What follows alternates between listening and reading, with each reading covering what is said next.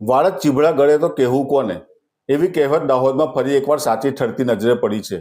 કાયદાની રક્ષા માટે જવાબદાર ખાખી વર્દી જ્યારે કાયદાને ચીભડી જાય ત્યારે સમગ્ર તંત્ર શર્મસાર બને તે સ્વાભાવિક છે. દાહોદ જિલ્લાના ચાકલિયા પોલીસ મથકના 3 પોલીસ કર્મચારીઓ દારૂની ગેરકાયદેસર હેરાફેરીમાં સંડોવાયેલા હોવાનું બહાર આવતા તેમની સામે ગુનો નોંધવામાં આવ્યો છે.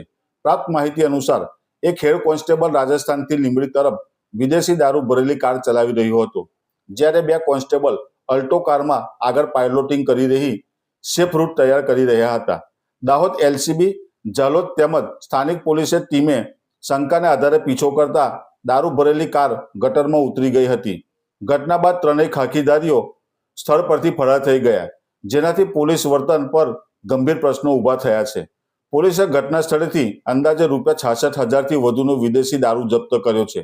તપાસમાં બહાર આવ્યું છે કે રાજસ્થાનથી લીંબડી સુધી દારૂની હેરાફેરી માટે પોલીસ કર્મીઓ દ્વારા સુરક્ષિત માર્ગ બનાવવામાં આવ્યો હતો, જે ખાખી વર્દીને પ્રતિષ્ઠાને આંચ પહોંચાડે તેવી ઘટના છે. આ કેસમાં હેડ કોન્સ્ટેબલ મોહન તાવડિયા તેમજ કોન્સ્ટેબલ અર્જુન ભુરિયા અને પ્રકાશ હઠીરા સામે ગુનો નોંધી આગળની કાયદેસર કાર્યવાહી હાથ ધરવામાં આવી છે.